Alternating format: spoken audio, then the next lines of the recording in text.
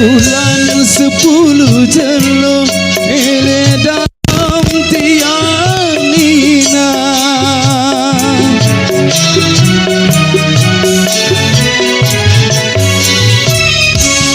jelo malam petang menah dede dengan si pituang dende kama pada bangga le kedua pangeran de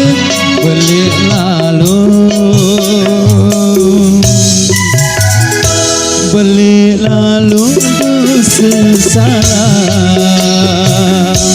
balik gunung tiada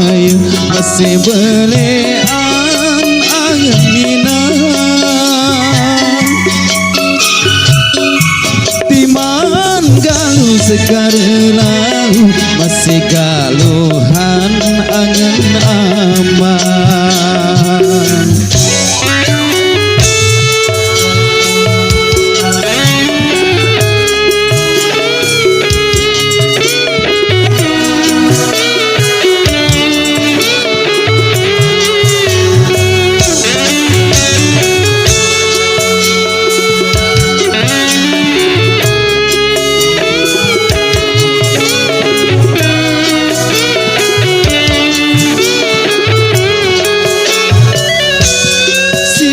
bulan 10 jelo ele dalam tianina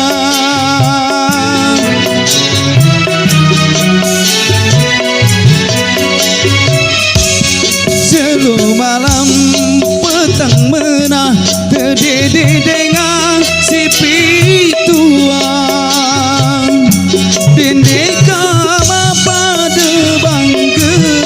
le kedua pangeran de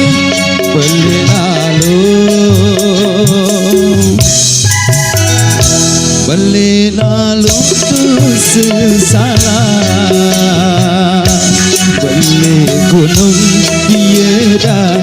masih balik angin minang timan galuh sekarang masih galuhan angin aman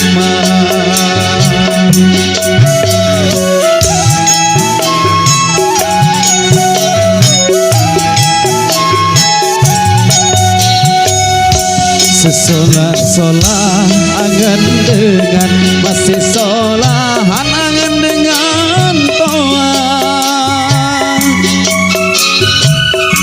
sebelo-belo angan dengan masih beloan angan ina aman sesolah-solah angan dengan masih solahan angan dengan toa